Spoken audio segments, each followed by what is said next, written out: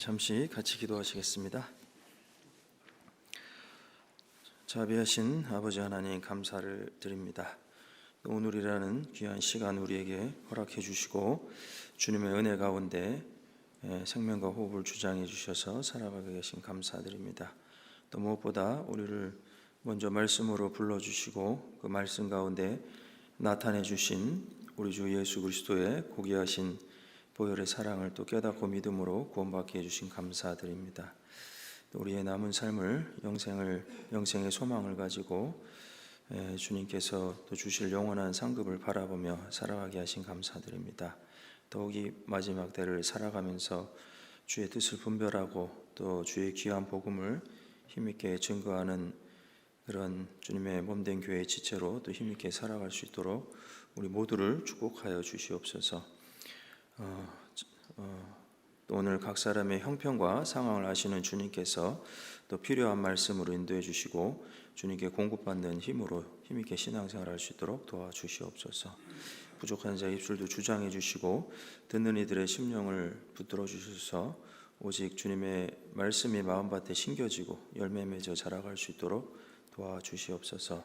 온전히 시종을 주 성령님께만 부탁드리오며 우리 주 예수님의 이름으로 감사하며 기도드렸습니다. 아멘. 전도서 7장 11절로 14절입니다. 전도서 7장 11절로 14절까지입니다.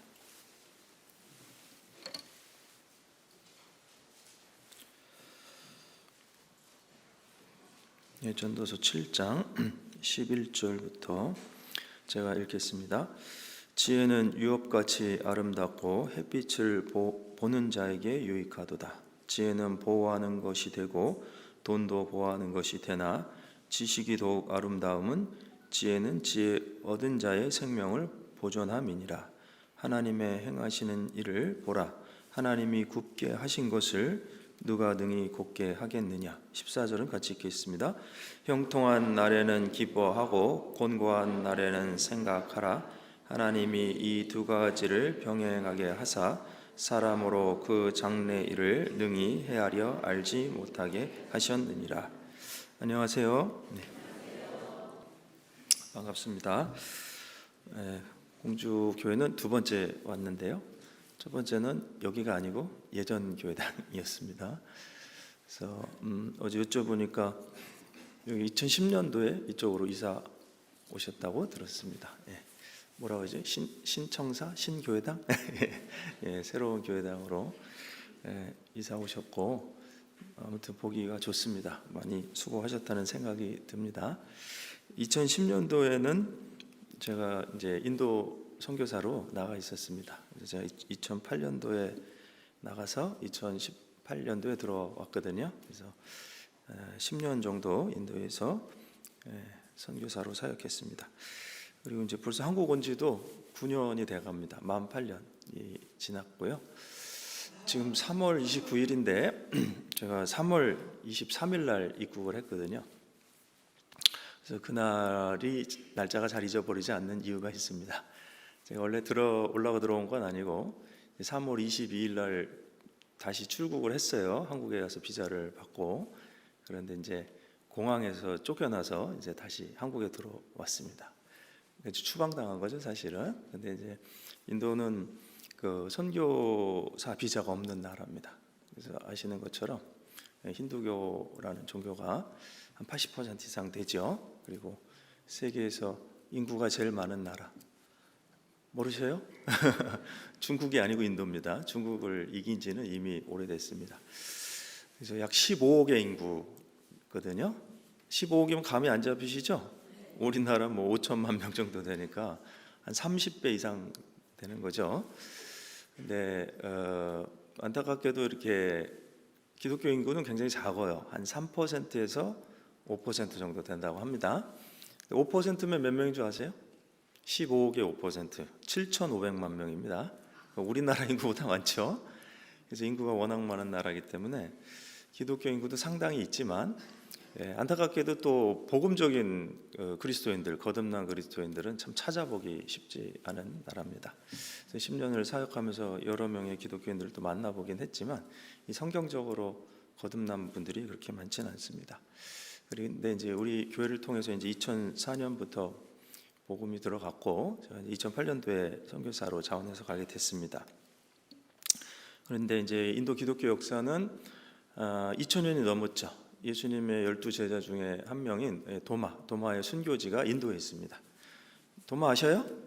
주방에서 쓰는 도마 말고 예수님의 12제자 중에 영어로는 토마스라고 합니다. 토마스. 그래서 그 도마 그 예수님의 제자 그 순교지가 인도 첸나이라는 곳에 가면 있어요. 그 산 이름이 성 도마의 산, 영어로 이제 세인트 토마스 마운틴 이렇게 되어 있는데, 그러니까 기독교 역사가 2000년이 넘었죠. 그리고 예수님의 제자를 통해서 직접 또 복음이 전해진 곳이기도 하지만, 아무튼 이렇게 오늘날 보면 순수한 복음이 많이 남아있지 않은 그런 모습입니다. 그리고 근대 현대 선교사들도 많이 거쳐간 나라예요. 인도는 우리가 윌리엄 캐리 많은 분들 또 들어보셨잖아요. 근데 이제 어쨌거나 이 우리 교회를 통해서 지금 복음이 그래도 좀 잘 전해지고 있다고 생각합니다. 물론 쉽지는 않아요. 워낙 그 배타적이고 또 그 힌두교도 많고 이슬람교도 세계에서 인구가 두 번째로 많은 나라예요. 워낙 인구가 많으니까 그런 상황이고, 또 지금 이제 선교사들을 원래 법적으로 받아들이지 않기 때문에 쉽지는 않습니다. 그런데 서양 선교사들 같은 경우는 아예 거의 활동하기 어려워요. 왜냐하면 조금 오래 체류하면 이 뭐라고 할까요? 공안, 경찰 이런 사람들이 이제 쫓아다녀요. 선교하는 것라고 생각해서. 근데 저는 왜 이렇게 오래 있었을까요? 10년이나. 그게 이제 저희가 선교하던 지역이 인도 북동부라고 해서 셈족, 쉽게 얘기하면 셈족이라는 건 이제 노아의 세 후손 중에 아시안계의 조상이라 할 수 있죠. 그래서 인도도 셈, 함, 야벳의 후손들이 다 모여 살아요. 그러니까 세계에서 인구도 제일 많지만 종족도 제일 많아요. 쉽게 얘기하면 황인종, 흑인종, 백인종이 다 있다 이겁니다. 그래서 약 2,500 부족 이상이 되고 언어도 2,500가지 이상이 되고, 잘 놀라시지도 않네요. 한민족 한 언어만 쓰는 나라에 살다 보니까 언어가 2,500가지 이상 된다니까 잘 실감이 안 나시죠? 그래서 헌법이 반포된 언어가 33가지.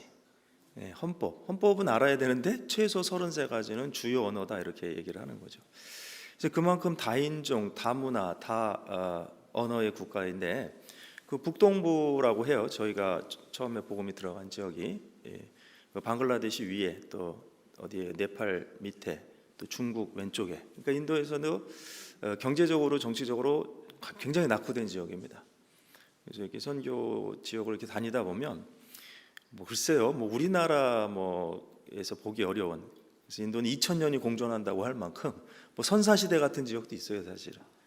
그래서 남자들은 위에 안 입고 있고 여자들은 이렇게 엑스반도 같은 거 하고, 이제 밑에는 치마 같은 거, 남자도 치마, 여자도 치마, 룽기라고 하는데, 그래서 목욕할 땐 타올이 되고 볼일 보면 수건이 되고 그런 다용도 옷을 입고 다니는, 그러니까 이제 우리 TV에 어디 탐험 프로그램이나 나올 만한 그런 부족들도 있고, 그런 데서도 제가 집회를 해본 적도 있고, 그래서 굉장히 낙후된 지역인데 이게 좀 상상하기 어려울 정도입니다, 사실은. 근데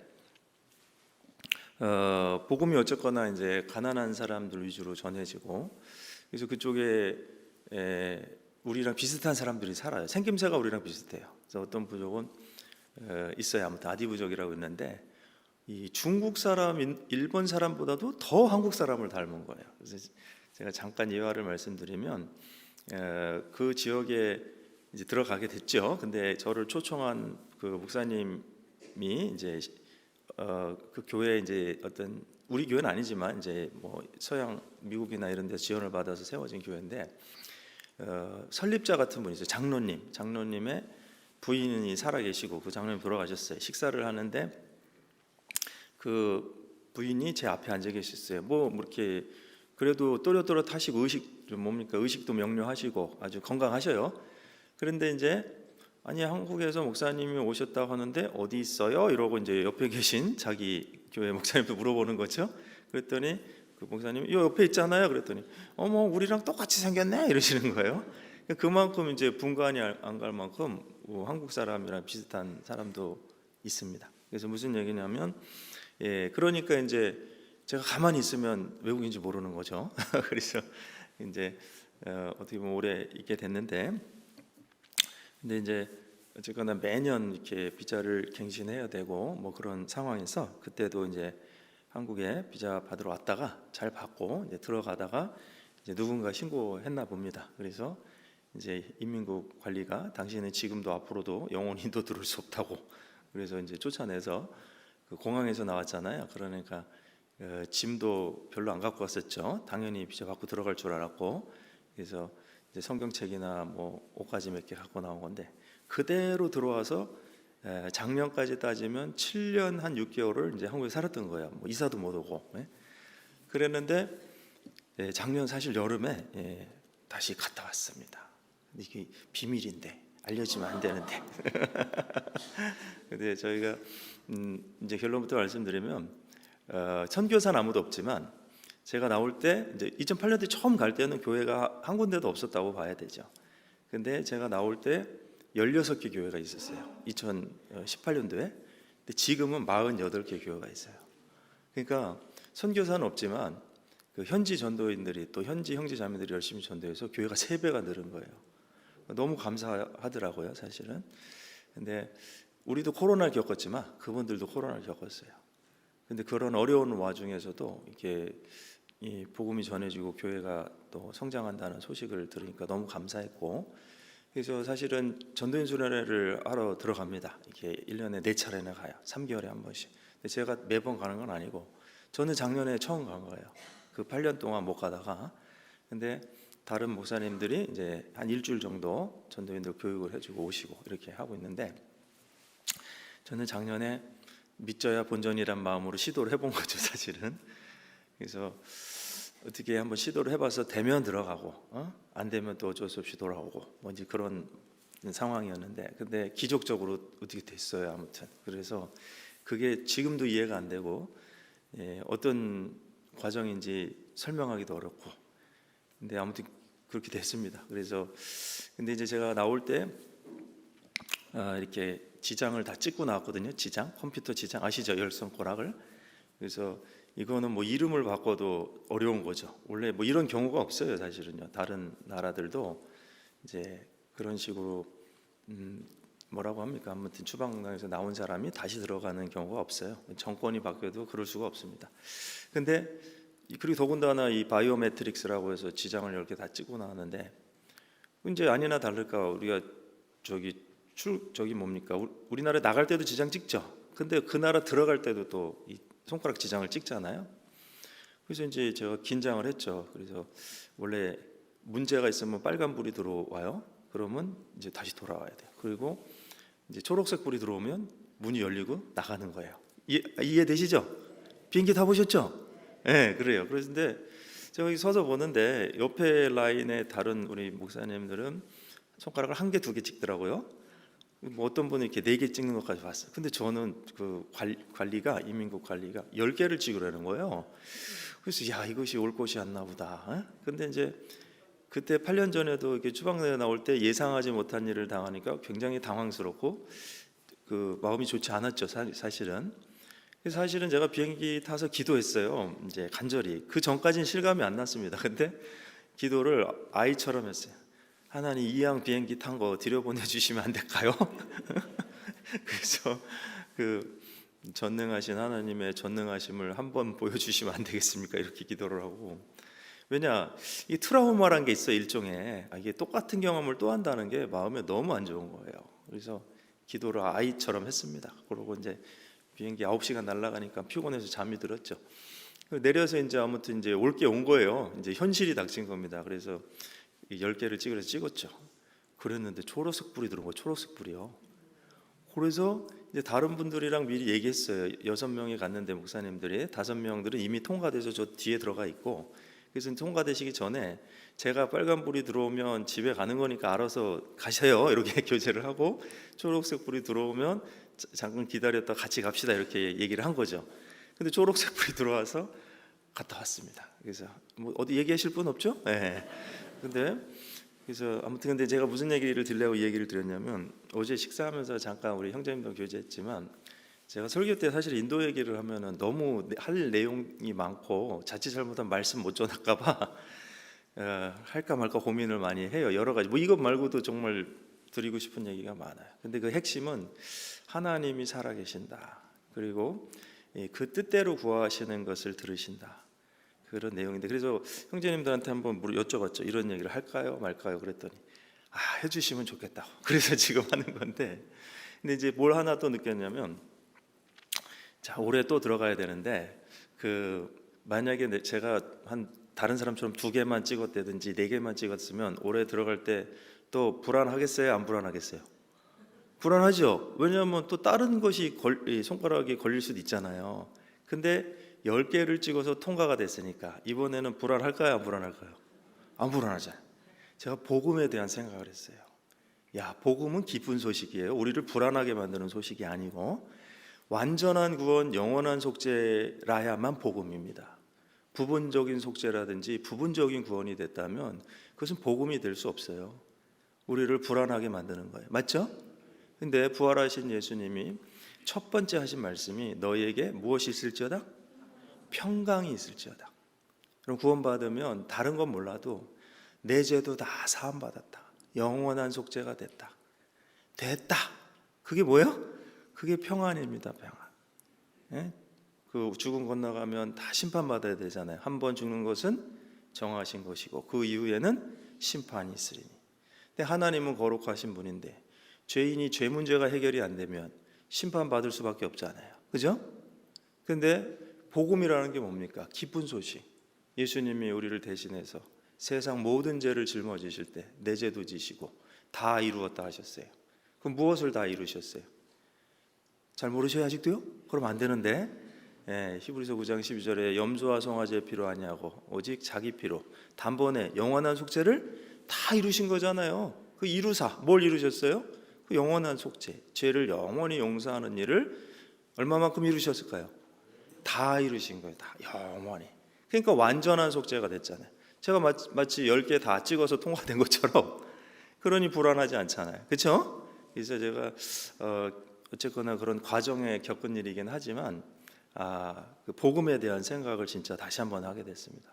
복음이 얼마나 완전하고 확실한 것인가. 우리에게 기쁨을 주시고 우리에게 평안을 주는 소식이잖아요. 근데 저도 사실은 다른 교회를 한 13년 이상 다니다가 우리 교회에서 말씀을 듣고 이런 확신을 얻게 되었는데, 사실 가만히 생각해 보면 복음은 완전한 구원, 영원한 속죄가 아니면 복음이 될 수 없다는 생각을 이 성경을 볼 때마다 생각하게 됩니다.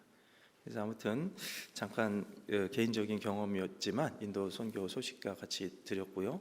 또 계속 기도해 주시기 바랍니다. 세계에서 제일 큰 나라고 또 아직도 복음을 들어야 될 사람들이 많기 때문에, 비록 선교사가 상주에 있지는 않지만 우리 40여 명이 넘는 현지 전도인들이 또 열심히 또 전해서 또 복음화가 잘 이루어질 수 있도록 기도해 주시기 바랍니다.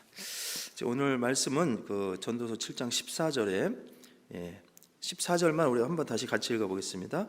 형통한 날에는 기뻐하고 곤고한 날에는 생각하라. 하나님이 이 두 가지를 병량하게 하사 사람으로 그 장래 일을 능히 헤아려 알지 못하게 하셨느니라.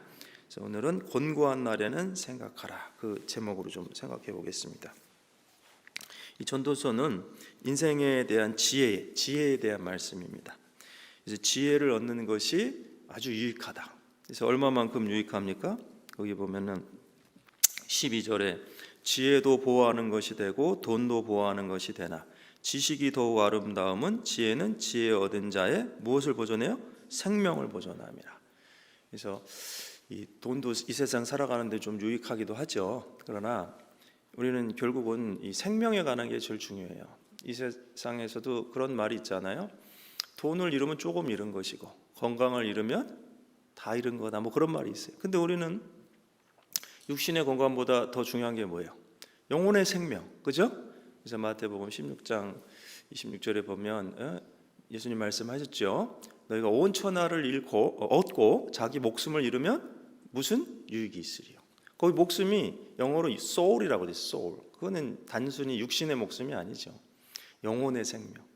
그러니까 영혼의 구원을 받는 것이 가장 중요한 거거든요. 그래서 지혜가 왜 중요하냐면 생명을 보존하기 때문에. 물론 이건 영적인 생명을 포함하는 겁니다. 그래서 이 잠언에 보면 잠언 8장에 지혜에 대한 얘기가 나오잖아요. 잠언 8장 1절에 보면 지혜가 너를 부르지 아니하느냐. 그 지혜는 의인화된 구세주 예수님을 말씀하는 거예요. 그래서 잠언 8장 35절에 보면 대저 나를 얻는 자는 생명을 얻고 나를 잃는 자는 생명을 잃는다 그랬어요. 그러니까 예수님을 우리가 구세주를 올바로 알고 믿는 것이 영원한 생명을 얻는 길입니다. 그래서 이 지혜는 이 예수님을 또 나타내기도 하지만 이 전도서에는 또 실천적인 지혜에 대한 말씀도 있어요. 실천적 지혜라는 건 뭐냐? 삶을 살아가는 데 있어서 무엇이 지혜로운 삶이냐? 그리고 우리가 구원 얻은 성도들의 입장에서도 그래요. 영원한 세계를 향해 나가는 우리 입장에서 이 지혜를 얻은 사람이 지혜롭게 살아야 되잖아요. 그렇죠? 근데 우리가 구원은 받았지만 마치 이 세상 사람처럼 살아간다면 그 지혜로운 삶을 사는 게 아니라는 거죠. 그래서 구원받은 성도가 하나님 보시기에 기뻐하시는 삶, 또 지혜로운 삶, 그걸 어떻게 살아갈 것이냐에 대한 교훈이 있다는 거죠. 그래서 그런 차원에서 이제 13절과 14절이 있는 건데 13절 한번 읽어보겠습니다. 하나님이 행하시는 일을 보라. 하나님이 굳게 하신 것을 누가 능히 곧게 하겠느냐. 그래요. 이 말씀도 맞지요. 이 어떤 것이든지 때가 있습니다. 만약에 하나님이 작정하신 때가 있다면 이게 굳게 하신 걸 내가 핀다고 펴지는 게 아니에요. 그렇죠? 그래요? 안 그래요? 예. 그럼 어떻게 하느냐? 하나님 필 때까지 아무 일도 안 하고 그냥 기다리느냐? 그게 아니죠. 우리 한자 성어의 진인사 대천명 들어보셨어요? 사람이 자기 일을 다하고 하늘의 뜻을 기다린다. 맞죠? 갈라디아 6장 9절에도 너희가 선을 행하되 낙심하지 말지니 피곤하지 아니하면 때가 이름에 거두리라. 우리는 하나님의 때를 기다리지만 선을 행해야 되잖아요. 마찬가지입니다. 우리가 인생을 살아가면서 펴진 길도 가고 굽은 길도 가요. 굽은 길이라면 곤란한 길, 곤고한 날이라고 할 수도 있어요. 그럼 그럴 때 원망하고 불평하고 아무 일도 안 하고 있느냐? 그런 것이 아니라는 거예요. 오늘 말씀의 핵심은 이 곤고한 날에 신앙인으로서 어떻게 하는 것이 지혜로운 것인가? 이제 그 얘기를 드리고 싶은 겁니다. 그래서 14절에 형통한 날에는 기뻐하고 곤고한 날에는 어떻게 하라고요? 생각하라. 이거 잘 보세요. 이게 논리적으로 쓰려면 형통한 날에는 기뻐하라 했으니 곤고한 날에는 슬퍼하라 해야 될 거 아니에요. 그렇죠? 근데 그렇게 말씀 안 하시고 곤고한 날에는 뭐라고요? 생각하라. 그래서 이 생각하라가 무슨 뜻인지 이제 이건 좀 이따 제가 말씀드릴 거고, 그 뒤에 나오는 얘기는 하나님이 이 두 가지를 병행하게 하사. 자, 그럼 여러분 보십시오. 이 두 가지를 누가 병행하게 하셨습니까? 그래요. 그래서 인생을 살다 보면 마치 등산할 때 산 능선을 걷기도 하고 때로 골짜기를 걷는 때도 있잖아요. 근데 그게 다 나온다는 거예요. 어떨 땐 올라갈 때도 있고 어떨 땐 내려갈 때도 있고. 근데 이 두 가지를 하나님이 병행하게 하신 거예요. 그게 인생의 모습입니다, 사실은. 그런데 그 이유가 있어요. 그것은 사람으로 장래일을 능히 헤아려 알지 못하게 하려 합니다. 그거는 사람으로 교만하지 말라고 하신 거고 또 자기의 위치를 알라고 하신 거예요. 겸손이란 뜻은 바로 자기의 위치를 아는 겁니다. 창조주 앞에 피조물로서 또 거룩하신 자 앞에 죄인으로서. 그래서 우리가 이제 구원을 받은 건 물론 믿음으로써 의롭다 하심을 얻었지만 우리가 정말 삶 속에서도 죄가 있으면 하나님 앞에 인정해야 돼요, 안 해야 돼요? 인정해야 되죠. 그래서 교제를 위해서 우리는 또 하나님 앞에 자백해야 되잖아요. 그래서 요한일서 1장 9절에 그 말씀이 있지 않습니까? 그래서 무슨 얘기냐? 겸손이라는 거는 정직한 거고 자기 위치를 인정하고 그런 거예요. 그래서 겸손한 자가 은혜를 받아요. 하나님은 이게 성경의 원칙이 있습니다. 은혜를 누가 받느냐? 교만한 자가 받을까요? 겸손한 자가 받을까요? 저는 어려운 질문 안 해요. 답을 다 얘기하고 질문하잖아요. 그래, 그건 원칙이에요. 구원을 받을 때도 내가 낮게 되었을 때, 낮아졌을 때 나를 구원하셨다 그랬고, 그리고 더 큰 은혜를 허락하신다. 야고보서에 보면 누구에게요? 하나님은 거만한 자를 대적하시고 겸손한 자에게 더 큰 은혜를 허락하신다. 그래서 물이 마치 위에서 아래로 내려오는 것처럼 우리 겸손한 자에게 하나님의 은혜가 임하죠. 그래서 이 형통한 날도 있고 곤고한 날도 있다는 걸 인정해야 돼요. 근데 이제 우리가 이런 겁니다. 형통한 날에는 뭐 하라 그랬어요? 기뻐하라 그랬죠. 이거는 조금 상대적으로 곤고한 날에 생각하는 것보다는 조금 더 잘해요. 근데 어떤 분은 이것도 잘 못하는 분이 있어요. 여러분, 형통한 날도 사실은 하나님이 주신 거예요. 내가 뭐 잘나서 그렇게 된 게 아닙니다. 시편 127편 1절에 여호와께서 집을 세우시지 아니하시면 집을 세우는 자의 수고가 헛되며 여호와께서 성을 지키지 아니하시면 파수꾼의 경성함이 헛사로다. 가만히 우리가 인생을 돌아보면 그 형통한 때도 하나님이 도와주셨구나, 그걸 알게 됩니다. 그럼 형통한 날에 해야 될 일이 뭡니까? 우리가 성도로서 그것을 주신 하나님께 감사하고 기뻐하는 거. 그래야 안 그래요? 근데 그것도 잘 못하시는 분이 있어. 이 마치 내가 잘해서 잘 된 줄 알고. 그러면 안 됩니다. 그게 지혜로운 것이 아니에요. 근데 이제 조금 더 어려운 건 뭐냐? 곤고한 날에 생각하라. 이게 이제 조금 더 어려운 거예요. 곤고를 만났을 때 원망하고 불평하고 남의 탓을 하고, 하나님이 있으면 나한테 왜 이런 일이 있어? 이러면서 때로는 신앙을 등지는 사람들도 있고, 그게 참 어리석은 겁니다. 지혜로운 게 아니고. 맞죠? 그래서 오늘 우리가 말씀을 잘 생각해 봐야 돼요. 우리가 지혜로운 삶을 살기 위해서 이 곤고한 날을 만났을 때 어떻게 할 것이냐.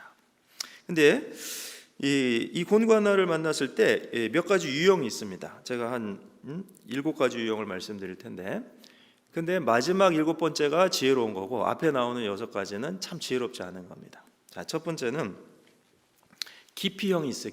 기피형이라는 게 뭐예요?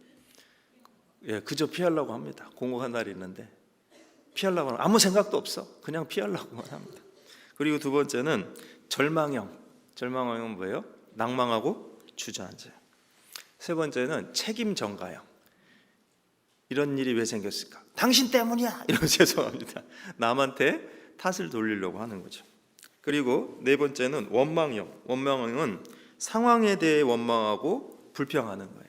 그리고 심지어는 자신에 대해 자책하고, 그래서 원망형이 있어요. 그리고 다섯 번째는 공격형. 이건 뭐냐? 기도와 말씀 가운데 깊이 생각하고 이것을 하나님이 주신 뜻 가운데 풀어가려는 게 아니고 자기 생각으로 또 자기 지혜로 헤쳐나가려고 하는 거예요. 마치 누구죠? 여호사밧인가요? 누굽니까? 아무튼 병에 걸렸을 때 하나님께 기도하지 않고 의원만 찾았잖아요. 물론 이제 의원도 우리는 의사의 도움이 필요할 때 있어요. 근데 이제 문제는 뭐냐면 정말 하나님께 기도하고 의지하는 마음이 있어야 되는데 이건 아예 제껴놓고, 하나님을 의지하는 건 제껴놓고 자기 방식대로만 공격해 나가는 거예요. 이제 그게 공격형이죠.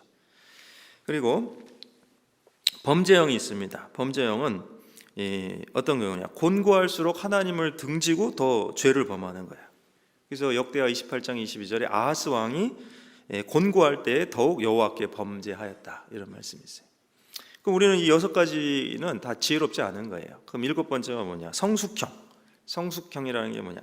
곤고의 상황에서 하나님의 뜻을 발견하고 그것을 자신의 신앙의 성숙의 기회로 활용하는 사람들. 그것이 지혜로운 사람이죠. 그래서 우리는 이 성숙형의 삶을 추구하기 위해서 곤고한 날에 어떻게 해야 되는지를 좀 생각해 볼 겁니다. 그래서 곤고한 날에 생각하다. 근데 제가 그래서 예전에 이 말씀을 좀 묵상하는 가운데 이제 좀 찾아봤어요. 제가 어쨌거나 한국에서는 한국말로 하고, 인도에서는 한국말로 안 하죠. 그래서 영어로 전해야 되니까 영어 성경을 이제 보게 되고 또 원문도 좀 찾아보는데, 영어 성경에는 이제 consider라고 되어 있어요. consider라는 건 깊이 생각하다고. 그래서 원문에는 근데 이게 의외로 보라라고 되어 있어요. 보다, look이라고 되어 있어요. 라라고 하는데, 그래서 곤고한 날에는 왜 봐라 이렇게 말씀하셨어요. 그럼 뭘 보라는 걸까? 이런 생각이 들었죠. 그래서 이제 묵상을 좀 하는 가운데 같은 단어가 이제 어떤 경우에 사용되었느냐 하는 것을 찾아보다가 큰 교훈이 됐어요. 그래서 이제 말씀을 준비하게 된 겁니다. 그래서 이게 보다라는 말, 라 히브리어로 라인데요, 구약 성경에 약 1200번 이상 사용됐습니다. 그럼 굉장히 많이 사용됐죠. 근데 이걸 이제 어떤 다양한 의미들이 있냐면, 주목하여 보다. 그냥 이제 우리 보는 것도요, 그냥 이렇게 스쳐 지나가면서 보는 거 있잖아요. 그런 게 아니고 자세히 보는 거예요, 자세히.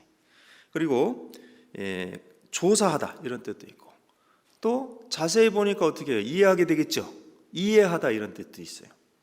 그게 이해한다는 게 깨닫는다는 거고, 또 하나님 입장에서는 하나님의 뜻을 나타내 보여주시다 뭐 이런 뜻도 있어요. 그래서 그런 걸 좀 우리가 좀 생각해 볼 텐데, 우선 첫 번째는 하나님의 선지자들을 통해 전해주신 말씀을, 그것을 이해하고 믿음으로 받아들이는 것을 이 라라는 말을 쓰고 있어요. 그러니까 이제 쉽게 얘기하면 우리 예수님 당시에 왜 그 바리새인들에게 또 유대 종교가들에게 그런 얘기를 하셨잖아요. 마태복음 13장 13절 이하에 보면 너희가 보기는 보아도 뭐라고요? 보지 못하며 듣기는 들어도 깨닫지 못한다. 그러니까 이게 본다는 것이 깨닫는 거랑 연결이 되어 있는 거예요. 그럼 이게 똑같은 말씀을 들어도 깨닫는 게 똑같지 않습니다. 쉽게 하면 영적인 눈이 더 열려 있는 사람이 더 많이 깨달을 거고, 귀도 그래요. 영적으로 더 귀를 경청해서 들으려고 할 때 더 많이 깨닫겠죠. 그렇죠? 그래서 이제 그런 말씀 좀 찾아봅시다. 이사야 6장입니다.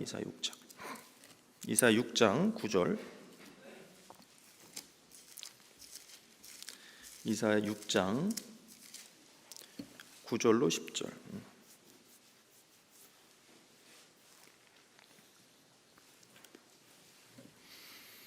이사야 6장 9절 10절 같이 읽어보겠습니다. 여호와께서 가라사대 가서 이 백성에게 이르기를 너희가 듣기는 들어도 깨닫지 못할 것이요 보기는 보아도 알지 못하리라 하여 이 백성의 마음으로 둔하게 하며 그 귀가 막히고 눈이 감기게 하랴. 염려컨대 그들이 눈으로 보고 귀로 듣고 마음으로 깨닫고 다시 돌아와서 고침을 받을까 하노라. 물론 이제 하나님은 우리가 고침 받기를 원하십니다. 그래서 구세주도 준비하셔서 이사야 53장 5절에 보면 아시죠? 그가 찔림은 우리의 허물을 인하며 그가 상함은 우리의 죄악을 인함이라. 그리고 뒤에 마지막에 보면 뭐라고? 그가 채찍에 맞음으로 우리가 나음을 입었다. 나음을 입었다는 게 뭐예요? 그게 고침을 받은 거예요. 근데 이 상황은 뭐냐? 이 계속 교만하고 강팍하면요 고쳐질 수가 없어요. 근데 이제 이 예언을 왜 말씀하셨냐면 이 예언대로 사실은 이 신약 성경에 이 세 번이나 이 말씀이 인용돼 있어요. 마태복음 13장, 요한복음 12장, 사도행전 28장.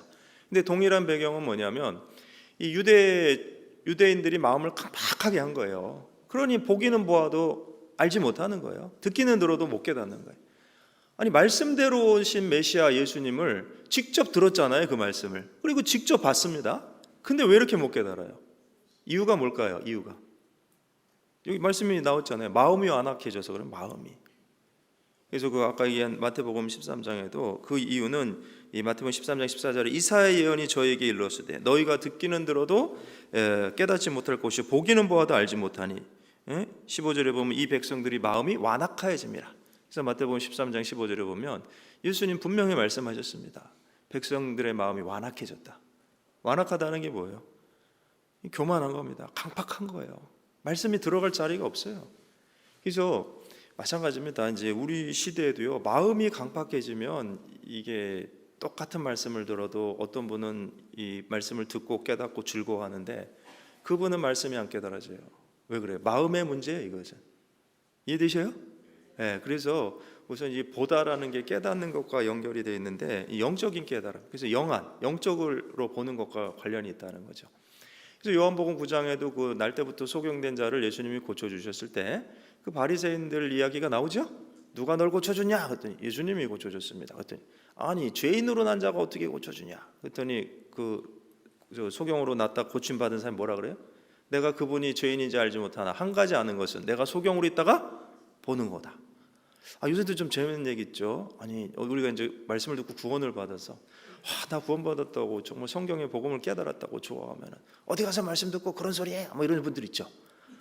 그러면 아니 뭐 어디서 들었든지 성경을 통해서 구원받았다고 그러면 거기 뭐 이단이라던데 뭐 이런 사람 있잖아요. 그러면 내가 2단이 3단인지 알지 못하나 한 가지 확실히 아는 것은 내가 깨닫지 못하다가 말씀 듣고 깨달아서 구원의 확신이 있는 거라고. 비슷하죠? 그죠? 근데 나중에 그 이제 바리새인들이 예수님 만났는데 뭐 예수님 말씀하니까 찔렸어요, 마음에. 그래갖고 우리도 소경인가? 그랬더니 예수님 뭐라 그랬어요? 너희가 소경되었다면 너희 죄 사함을 받았을 테지만 본다고 하니까 너희 죄가 그저 있다고. 그 말이 굉장히 중요한 말씀이에요. 정말 영적인 진리를 알지 못한다고 인정하면 구원받을 기회가 있는데, 알지도 못하는데 자기 고집으로 안다고 우기는 거예요. 지금 그런 말씀 들어본 적도 없었어요, 여태까지. 완전한 구원, 영원한 속죄. 근데 옛날에 다 알았다고 우기는 거예요. 그러니까 어때요? 말씀을 들어도 안 깨달아진다니까. 들어도. 그래서 이건 영안과 관계가 있어요. 영적인 눈이 열려야 어떻게 돼요? 깨달아진다니까요. 그럼 영적인 눈이 열리려면 겸손해져야 되고 성령께서 도와주셔야 그게 열리는 겁니다. 그래서 이 본다는 것은 그 말씀을 깨닫는 것과 관계가 있어요. 그렇죠? 그러면 이제 우리는 곤고한 날에 생각하라, 봐라 그랬는데, 그러면 제일 중요한 게 이겁니다. 무엇으로 볼 것이냐? 무엇으로? 현미경? 망원경? 무엇으로 보랍니까? 하나님의 말씀으로 봐야 돼요. 무엇으로 보라고요? 그렇죠. 이 상황을 말씀과 함께 생각해야 되는데요, 많은 경우 이제 곤고한 날이 찾아오면 에라 모르겠다. 어떤 경우는 말씀도 더 잘 안 듣고 교제도 더 잘 안 나와. 그러면 되겠습니까? 안 되겠습니까? 그럼 안 풀려요. 오히려 더 힘들어집니다. 왜? 우리가 정말 구원받았다면 하나님이 뭔가 교훈해 주시는 게 있는 거예요. 근데 그것을 말씀과 함께 생각해야지, 말씀을 제껴놓고 내 생각대로 생각하려고 그러면 보이지가 않아요. 계속 그 물음표만 달립니다. 왜? 퀘스천 마크. 나의 삶에 왜? 왜? 저도 사실은 이제 개인적인 얘기를 죄송하긴 한데, 그때 추방당에 올 때 처음에는 이해가 안 됐습니다. 왜 나의 삶에 이런 일이? 한동안 힘들었어요, 솔직히. 10년이란 세월을, 제 인생의 황금기를 다 바쳤는데, 자원해서 갔는데 선교하려고 왜 이런 일이 생겼을까? 그러는데 감사한 것은 우리가 이제 제가 서울교회에 왔기 때문에 아침마다 말씀을 들어요. 우리 전도인들도 이제 말씀을 또 배웁니다. 그 말씀이 너무 꿀과 같은 겁니다. 그래서 그 말씀 속에서 하나씩 위로가 되는 거예요. 물론 제가 다 설명할 수는 없지만 하나님에 대한 신뢰, 그리고 하나님의 뜻이 있다는 거, 그건 알겠더라고요. 그래서 그리고 중요한 거는 내가 다 이해되지 않는다고 하나님이 안 계신 게 아니잖아요. 그렇죠? 여러분 욥기에 보면 욥이 그 당대 나름대로 다른 사람들에 비해서 의로웠잖아요. 하나님을 경외하고 섬기고 자녀들도 섬기고. 근데 왜 그런 극심한 고난이 왔을까요? 근데 욥기 끝까지 다 읽어봐도 이유는 설명해 주지 않으셨어요. 근데 나중에 아는 것처럼 하나님이 누구신지는 알려주셨죠. 창조주 하나님. 그래서 욥기 38장 이하에 보면 우리 그 전도 집회 때 쓰는 많은 말씀들이 있잖아요. 어떻게 오늘날 과학자들이 알아내는 거를 옛날에 욥이 이걸 다 알았을까? 그건 하나님이 말씀하신 거예요. 내가 땅에 기초를 놓을 때 네가 어디 있었느냐? 그 궁창을 필 때 어디 있었느냐? 하나님이 하셨다고 말씀하시면서 자세히 설명했잖아요. 그러니까 욥이 이제 할 말이 없는 거예요. 왜 할 말이 없어요? 하나님 살아계신데. 그러면서 나중에 여기 맨 마지막 장 가보면 내가 이제 귀로 듣기만 하였더니 눈으로 뵙고 죄가 온데 회개하나이다. 그렇죠? 그게 뭐예요? 하나님의 실존에 대해서 정말 마음 깊숙이 깨닫게 된 겁니다. 그런데 이제 결국은 어떻게 됐어요? 그러니까 그 자기를 비난했던 친구들도 용서하고 인도하고 나중에 복을 2배나 받았죠? 그래 안 그래요? 그래서 야고보서 5장에 보면 우리가 인내하는 자를 복되다 하거니와 너희가 욥의 인내를 듣고 그 결말을 보았거니와 인내하는 자를 복되다 하노니. 예? 그래서 욥은 이제 자녀도 물론 나중에 10명 받았지만 원래 10명 있었는데 10명 받았어요. 근데 왜 2배예요 그거는? 먼저 자녀는 어디 갔어요? 하나님 앞에 갔으니까 2배가 된 겁니다. 그래서 근데 이제 그 내용을 쭉 보시면 그 고난의 이유를 하나님이 설명해 주시지는 않았어요. 그래서 제가 그 욥기도 생각해보고 또 이제 이런 말씀들도 생각해보면서 중요한 것은 어쨌거나 말씀을 가까이 하고 그리고 하나님을 가까이 하고, 그래서 이 하나님에 대한 신뢰가 더 생기고, 내가 산 능선을 걷든지 골짜기를 걷든지 여전히 나를 주목하시고 여전히 나와 함께 하시는 주님이 계시다는 그 확신이 들면 이 고난의 시기를 잘 통과할 수 있습니다. 근데 이제 내 생각으로 풀려고 그러고 말씀도 옆에 제껴놓고 그러면 이제 이게 잘 안 풀려요. 더 답답하기만 합니다. 그래서 우선 첫 번째, 곤고한 날에 생각하라. 이건 말씀을 가지고 생각하라는 거예요. 그리고 이 보라는 거는 성경적인 시각, 영원한 관점에서 그 시각을 가지고 보라는 것이지 그냥 근시안으로 눈앞의 것만 가지고 보라는 게 아닙니다. 세상 사람들과 똑같이 생각한다면 이 성도가 어떻게 그런 고난을 이겨나갈 힘이 있겠습니까? 그래서 우리는 말씀을 가지고 영원한 관점에서 바라보는 시각, 그게 꼭 필요한 거죠. 그리고 이제 두 번째는 이 보라는 것은 하나님을 이제 구하는 것과 이제 관련이 있는데, 그래서 그거 보기 전에 이사야 29장도 한번 봅시다. 이게 보는 것이 생각하는 것에 영향을 주기 때문에 이사야 29장, 그거 먼저 보겠습니다. 이사야 29장 9절.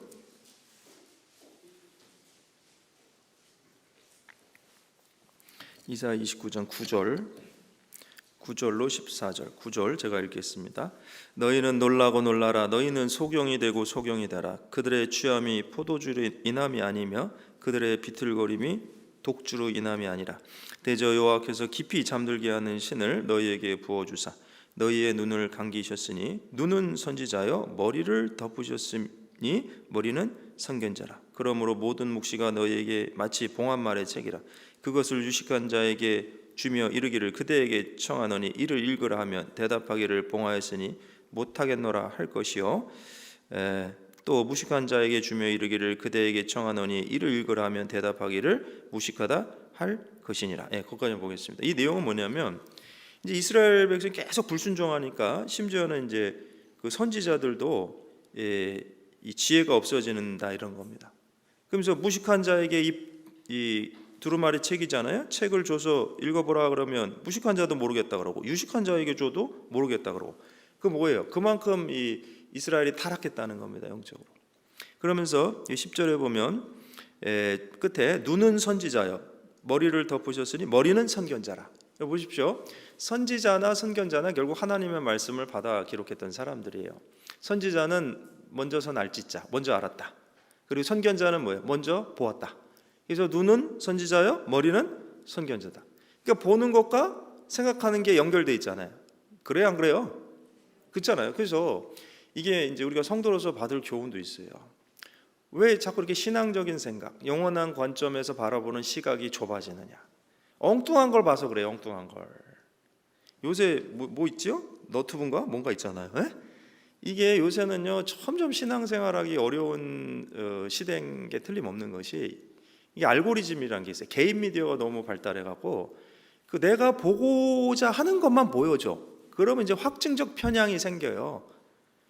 그리고 이건 검증도 안 된 것들이요. 서로 하고 싶은 얘기 다 하는 거예요. 한마디로 오늘날의 개인 미디어는 똑똑한 책 다 하는데 그게 지금 뭐 거짓말도 엄청 많고요. 검증되지 않은 게 얼마나 많은데 이해되셔요? 근데 이제 문제는 우리가 객관화되기가 자꾸 어려워져. 왜? 알고리즘에 따라가서 보여주니까 생각이 한쪽으로 굳어진다 이겁니다. 그래서 이게 좋은 게 아니에요, 사실은. 제가 사실 개인적으로 미디어를 전공했는데 이게 미디어는 굉장히 무서운 겁니다, 사실은. 미디어가 대중을 통제할 수도 있고. 그래서 아무튼 유대인들이 그걸 아주 기가 막히게 사용하잖아요. 우리가 집회 때 말씀드렸지만 그 미디어의 힘으로 대통령도 뽑을 수 있잖아요. 국민투표제가 되면서 어떤 이미지를 심어주느냐에 따라서 그렇게 될 수 있어요. 그래서 언론이 뭡니까 우리가 제4부라고 하잖아요. 3부는 입법, 사법, 행정인데 그것보다 더 강력한 힘을 가지고 있는 것이 언론이다.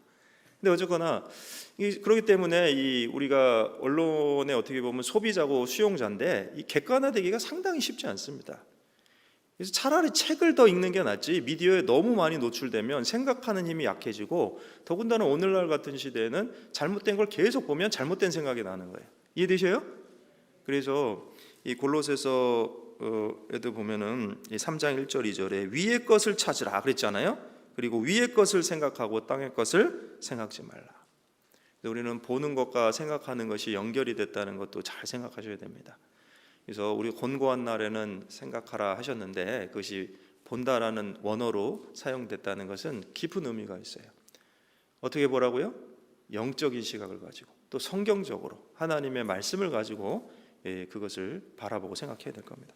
두 번째는 하나님의 것을 구하는 것에 같은 단어가 쓰여졌습니다. 역대하 26장 잠깐 보겠습니다.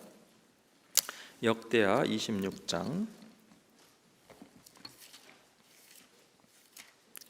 역대하 26장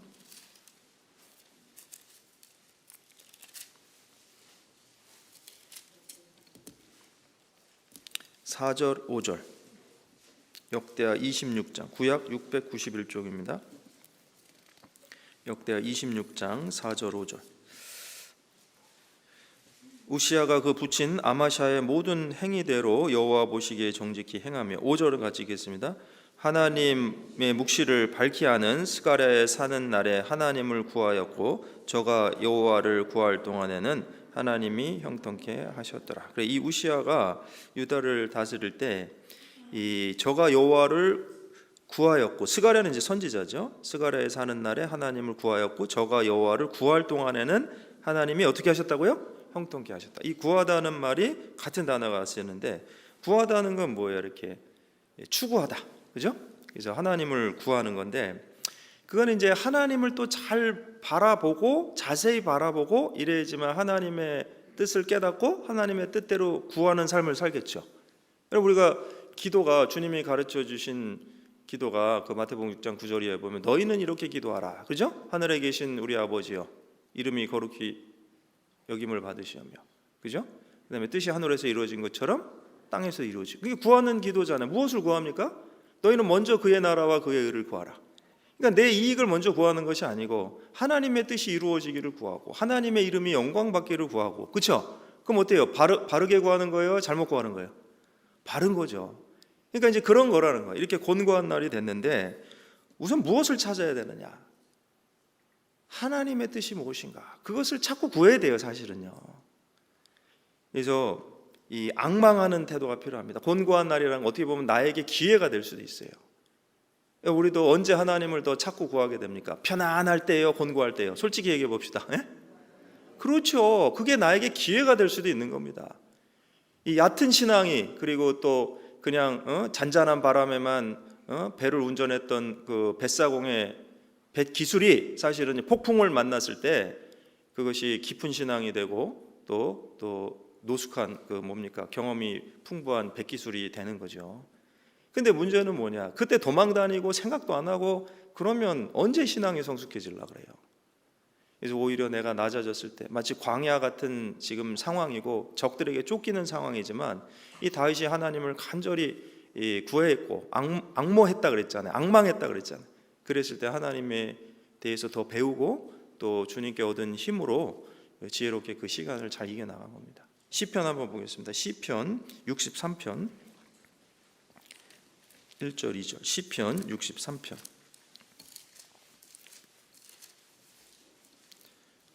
시편 63편 1절 2절.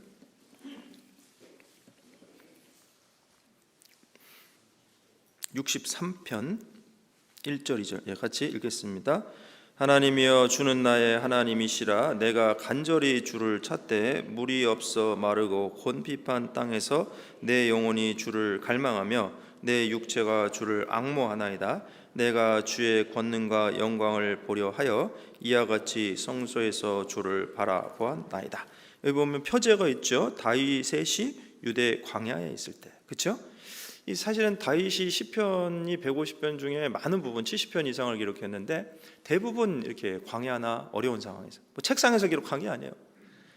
근데 여기도 지금 광야에 있을 때 대적에게 쫓기고, 근데 이제 억울할 때가 많죠. 그 초대 왕 사울에게도 다윗이 신하로서 얼마나 잘했어요. 충성되이 여기서 나가서 싸웠는데, 아니 신하가 전쟁에 나가서 싸워서 많은 사람을 무찌르면 왕이 좋은 거예요, 안 좋은 거예요 지금? 근데 이제 여인들이 노래하는데 사울이 죽인 자는 천천히요, 다윗이 죽인 자는 만만이다. 그렇게 괜히 시기심 들어갖고 그냥, 그때 자기는 왕이잖아. 그래도 다윗은 신하고. 근데 마음을 좀 넓혀서 생각했으면 그게 문제될 일이 아니잖아요. 우리나라를 위해서 열심히 용맹히 싸운 장군인데. 그리고 또 사울이 그 악신이 들었을 때도 수금을 타서 위로해주고, 다윗이 얼마나 잘했어요. 근데 그렇게 다윗을 죽이려고 합니다. 그뿐만 아니에요. 나중에는 그 자식들이 왕이 찬탈을 해갖고 또 다윗을 쫓아오질 않나. 그러니까 인생에 많은 공고함이 있었습니다. 근데 참 우리가 지금까지도 우리가 다윗을 통해서 배울 수 있는 것은 그런 상황에서도 주님을 붙들고 의지했던 그 신실함, 그것이 결국은 오늘날의 믿음의 귀한 선진의 모습을 만든 거죠. 그래서 여기도 광야에서 지금 이 시를 썼는데 1절에 뭐라고 했습니까? 하나님이여, 주는 나의 하나님이시라. 내가 간절히 주를 찾되 물이 없어 마르고 곰핍한 땅에서 내 영혼이 주를 어떻게 한다고요? 갈망하며 내 육체가 주를 앙모하나이다. 그래요. 그리고 참 광야지만 주는 나의 하나님이라고 고백하잖아요. 여러분, 우리가 참 어려운 상황에 있어요. 사방에 다 막혔습니다. 앞도 막히고 뒤도 막히지만 뚫린 곳은 있죠? 어디예요? 하늘이 뚫렸잖아요. 우리가 기도할 수 있는 하나님이 나의 하나님이라는 게 얼마나 감사가 돼요. 여러분, 오히려 구원받지 않은 사람 얼마나 답답할까요? 사방이 다 막히고 기도할 데도 없어요. 진짜 불쌍한 거예요. 우리는 그렇진 않잖아요. 여전히 우리를 하감하시는 하나님이 계시고 측은히 바라보시고, 또 우리는 그분에게 기도할 수 있고 기도를 들어주시는 하나님이 나의 하나님이니, 다윗도 그래서 기도하는 겁니다. 나의 하나님이여. 근데 간절히 어떤 상황에 물이 없어 곰핍하고 마르고 땅에서 마치 그 마른 땅이 하늘의 비를 사모하는 것처럼 주님을 갈망하고, 내 육체가 주를 어떻게 본다고요? 앙모가 뭡니까? 주 앙모하는 자. 앙모가 간절한 마음으로 바라보는 거예요. 맞죠? 그러니까 이런 바라봄이 필요한 거예요. 곤고한 날에는 바라보라 그랬는데 누구를 바라봐야 됩니까? 나를 보는 게 아니고 주님을 보는 거예요. 주님을 보고 그것도 간절히 바라봐야 됩니다. 근데 2절에 보면 내가 주의 권능과 영광을 보려 하여 이와 같이 성소에서 주를 바라보았나이다. 지금 여기 광야죠. 근데 이건 뭐냐? 회상하는 거예요. 예루살렘 성소에서도 그냥 형식적으로 들락날락거린 게 아니고 주의 영광을 보려고 간절한 마음으로 성소에 출입한 겁니다. 그 신앙이 갑자기 성숙해지진 않아요. 평상시의 습관과 경험이 중요한 거예요. 주일날 와서 말씀을 들어도 간절한 마음으로 듣는 사람과 그러지 않은 사람이 신앙의 성장의 차이가 있죠.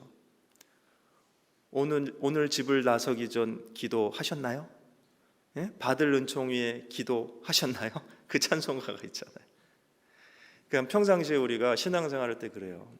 뭐 구역 모임을 가시든 주일날 나오시든 정말 주님의 은혜를 사모하는 마음으로, 그게 간절한 마음으로 나오시면 더 많은 은혜를 받겠죠. 그런 습관이 들었던 사람이 곤란한 상황에서도 주님을 바라볼 수 있는 그런 마음이 있지, 평상시에 그냥 형식적으로 신앙생활했던 사람들이 갑자기 그런 마음이 생기기 어렵죠. 그러니까 제가 말씀드렸잖아요. 곤고한 때가 때로는 나에게 기회가 된다는 건 뭐냐? 사실 그때 이제 너무 힘들고 어려우니까 주님 바라봐요. 그러고 이제 신앙이 회복되는 기회가 될 수도 있어요. 그래서 어쨌거나 우리는 곤고한 날에 나를 보고 상황을 볼 것이 아니고 누굴 봐야 된다고요? 주님을 바라봐야 됩니다. 믿음의 주여 또 온전케 하신 이인 예수를 바라보라. 예? 그래서 또 세 번째는 이 라라는 보라는 말은 하나님이 보시고 인정해 주시는 그것을 나타내죠. 창세기 6장 22절입니다. 창세기 6장 22절.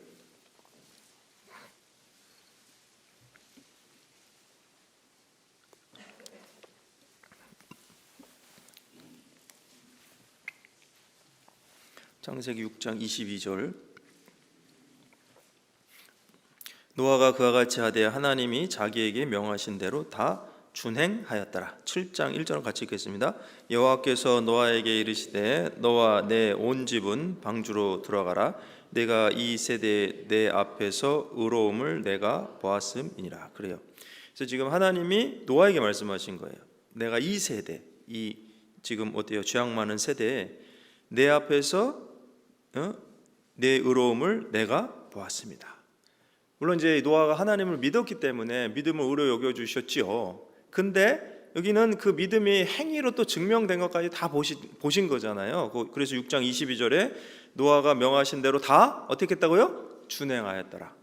그 당시에 세상 사람들을 비웃으셨을 거예요. 노아가 방주 만들 때. 노아 양반 미쳤나? 지금 비가 한 방울도 안 되는데 무슨 배를 만들어? 그렇겠죠? 근데 노아는 어때요? 하나님의 명령을 따라서 그 일을 했잖아요. 그럼 지금 우리가 살아가는 세상에서도 하나님을 믿지 않는 사람이 훨씬 많고, 또 교회 다니는 사람들 중에도 참된 복음을 믿지 않는 사람들도 많은 그런 시대입니다. 그러니까 참된 복음을 믿고 믿음대로 살아가려는 사람을 비웃고 조롱하죠. 심지어는 주의 강림하신다는 그 약속이 어디 있느냐? 베드로후서 3장에 있는 대로 기롱하고 조롱하는 자가 마지막 때는 더 많아질 거라고 했어요. 아니, 믿는 사람들도, 기독교인들도 예수님의 재림에 대한 얘기를 하면 종말론자 아니야 막 이래요. 아니, 기가 막힌 게 성경의 역사관 자체가 종말론이에요. 창세가 있고 말세가 있고, 그렇죠? 그리고 나는 알파 오메가요, 처음과 마지막이라. 원래 순환적 역사관은 불교나 힌두교의 역사관이고 기독교의 역사관은 종말론적 역사관이에요, 원래가. 근데 말세에 대한 이야기를 한다고 종말론자라고 비난하면 자기는 뭐 믿는 거예요 도대체? 죄송합니다. 그러니까 성경이 어떤 책인지도 모르고요, 그냥 사람들의 얘기를 따라 듣고 전해져 내려온 어떤 성경적이지 않은 교리를 가지고 오히려 올바른 믿음을 가진 사람들을 비난하는 세대잖아요. 뭐 우리는 사실은 뭐 다른 사람들 신경 쓸 거 없습니다. 우리가 마땅히 가야 될 믿음의 길을 가면 돼요. 말씀을 따라서. 너는 때를 얻든지 못 얻든지 말씀을 어떻게 하라고요? 전파하라. 그래서 우리는 이 성경의 복음을 누가 조롱한다고 해서 전하지 않고 뭐 그럴 수는 없잖아요. 그래서 지금 우리가 아는 대로요, 지금 세상 돌아가는 거 보면 정말 주님 오시기 전에 일어날 징조들이 말씀 그대로 다 일어나고 있습니다. 하나씩 하나씩. 그래서 예수님도 제자들이 물어봤을 때 주여 주의 임하신가 세상 끝에는 무슨 징조가 있사오리까? 대답하셨어요? 안 하셨어요? 너희는 알 거 없다 그러셨어요? 아니죠. 그 말세에 무슨 일이 있을지 자세히 얘기하셨잖아요. 근데 그런 일들이 우리 눈앞에 하나씩 하나씩 펼쳐지고 있지 않습니까? 물론 정확한 날과 때는 하나님만 아시겠지만, 그래서 깨어 있으라 말씀하신 거예요. 깨어 있으라고. 정말 깨어 있어야 될 우리 시대인데, 근데 이제 우리가 믿음을 따라 살아가다 보면 세상 사람들은 조롱할 수 있어요. 근데 그때 누가 보고 계신다고요? 하나님 보고 계십니다. 내가 내 앞에서 이 악한 세대의 너의 의로움을 보았다. 우리는 끝까지 그 길을 견지해야 될 겁니다. 그래서 요한계시록 22장 끝에 보면 이 악한 자는 더욱 악을 행하고 불의한 자는 더욱 불의하게 하고, 그죠? 그런데 의로운 자는 더욱 의를 행하고 거룩한 자는 더욱 거룩하게 하라. 우리가 해야 될 일을 하고 세상 사람들의 말에 집중할 것이 아니고 주님께서 인정해 주시는 그 말과 주님이 바라보시는 그 시선에 더 집중해야 될 겁니다. 그래서 우리 그 은혜 찬송 223장 아시죠? 당신의 그 겸손이, 당신의 믿음이, 당신의 충성이 천국에서 해같이 빛나리. 그 후렴이 뭡니까? 주님이 기억하시면 족하리. 그래서 예수님 사랑으로 가득 찬 모습, 천사도 흠모한다. 그래서 주님이 기억하시면이 뭐야? 주님이 인정하시면 그것을 우리는 족합니다. 그럼 상은 누가 줄까요? 사람이 줄까요? 하나님이 주실까요? 예, 그날에 천국에서 너희의 상이 큼이라. 나를 인하여 욕하고 핍박하고 거짓으로 대적할 때는 기뻐하고 즐거워하라. 주님이 직접 말씀하셨습니다. 예? 그래서 우리가 곤고한 이유가 여러 가지가 있을 수 있어요. 때로는 내 잘못 때문에 징계가 올 수도 있지만, 때로는 애매히 받는 고난도 있잖아요. 그렇죠? 근데 그 애매히 받는 고난은 대부분 우리가 전도하거나 다른 사람들을 하나님께 인도하는 과정에 찾아올 수 있는데, 그때 주님이 나를 바라보시는 거, 주님이 나를 인정해 주시는 거, 그것을 생각해 봐야 될 겁니다. 그리고 네 번째는 이 보다라는 것이 미리 보다. 그래서 미리 본다는 건 뭐냐면 미리 보고 준비하시다, 예선하다, 이런 말이 있어요. 그래서 창세기 22장 8절 한번 보겠습니다. 창세기 22장. 창세기 찾으셨으니까 창세기 22장 8절. 창세기 22장 8절 같이 읽겠습니다. 하나님이 가로되 아들아 번제할 어린 양은 하나님이 자기를 위하여 친히 준비하시리라 하고 두 사람이 함께 나아가서. 그래서 이 내용 아시죠? 아브라함이 약속을 따라서 백세 얻은 아들 이삭, 독생자인데 그 본초를 통해서는 유일한 아들이잖아요. 근데 독자 이삭을 모리아산에 이제 하나님께 바치러 가는데, 지금 보세요. 이게 이제 그 이삭이 이게 아주 어린 나이는 아닙니다. 근데 가서 보니까 이게 어떻게 됐어요? 7절에 이렇게 물어보죠. 이삭이 아비 아브라함에게 말하여 가로되 내 아버지요. 아니 그가 가로되 내 아들아 내가 여기 있노라. 이삭이 가로되 불과 나무는 있거니와 번제할 어린 양은 어디 있나이까? 자기가 가만 보니까 번제하러 간다는데 불도 있고 나무도 있는데 양이 없어요. 그래갖고 이게 물어본 거죠, 아버지한테. 그랬더니 지금 아브라함이 대답하기를 아들아 번제할 어린 양은 하나님이 자기를 위하여 친히 준비하시리라. 근데 어때요? 이때 보이진 않았지만 믿음으로 얘기했고, 그리고 아브라함 믿음을 따라서 진짜 이삭을 잡으려 했죠. 왜 그래요? 뭐 히브리서에 보면 죽은 자를 다시 살리실 줄도 믿은 거예요. 하나님을 전적으로 신뢰했어요. 왜냐? 독자 이삭을 통해 내 후손을 하늘의 별과 같이 많이 주겠다 약속하셨잖아요. 독자를 통해서. 그리고 그 약속을 따라 난 그 아들 이삭인데 이삭이 죽으면 그 약속이 무효가 되잖아요. 그러니까 하나님은 거짓말 안 하시는 분인 줄 알았고 믿음을 따라서 이렇게 하려고 했던 거예요. 그랬는데 아시죠? 이제 정말 칼을 빼서 잡으려니까 하나님 너무 급하셨죠? 여기 아브라함아 아브라함아 이게 두 번 부르시잖아요. 12절에 보면 12절 같이 읽겠습니다. 사자가 가라사대 그 아이에게 내 손을 대지 말라 아무 일도 그에게 하지 말라 내가 내 아들 내 독자라도 내게 아끼지 아니하였으니 내가 이제야 내가 하나님을 경외하는 줄 아노라. 그래서 이 11절에 보면 11절이죠. 여기 어디예요? 10절에 손을 내밀어 칼을 잡고 아들을 잡으려 하더니 11절 여호와의 사자가 하늘에서부터 그를 불러 가라사대 아브라함아 아브라함아 그죠? 두 번이나 불렀잖아요. 그죠? 너무 급하신 거예요. 그래서 어쨌거나 지금 결국 그 다음에 어떻게 됐어요? 이제 뒤에 보니까 13절에 아브라함이 눈을 들어 살펴본즉 한 수양이 뒤에 있는데 뿔이 수풀에 걸렸는지라 아브라함이 가서 그 수양을 가져다가 아들을 대신하여 번제로 드렸더라. 그러니까 하나님이 미리 준비하실 것을 아브라함은 알았고 그 얘기를 한 거예요. 그래서 이 번제할 어린 양은 하나님이 자기를 위하여 친히 준비하신다. 근데 이 준비하다는 말이 똑같이 라라고 쓰였어요. 그래서 제가 이걸 또 찾아봤더니 그 사무엘상 16장 1절에 또 이런 말이 있어요. 한번 봅시다. 사무엘상 16장 1절. 사무엘상 16장 1절. 사무엘상 16장 1절 구약 433쪽 사무엘상 16장 1절 같이 읽겠습니다. 여호와께서 사무엘에게 이르시되 내가 이미 사울을 버려 이스라엘 왕이 되지 못하게 하였거늘 네가 그를 위하여 언제까지 슬퍼하겠느냐 너는 기름을 뿔에 채워 가지고 가라 내가 너를 베들레헴 사람 이새에게로 보내리니 이는 내가 그 아들 중에서 한 왕을 예선하였습니다. 자, 예선하였다는 게 여기 라라고 돼 있고요. 근데 무슨 예선이란 게 뭐예요? 미리 보시고 준비하신 거예요.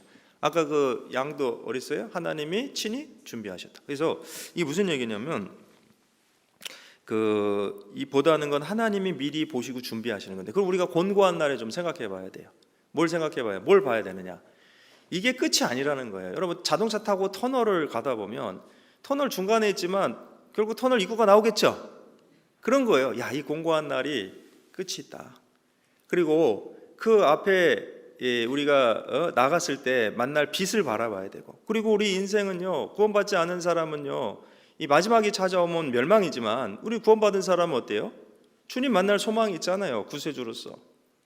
그래서 우리는 그 주님이 준비하신 거를 바라봐야 돼요. 곤고한 날일수록. 그래서 이 또 중요한 건 뭐냐면 이게 이제 징계인 경우도 있어요.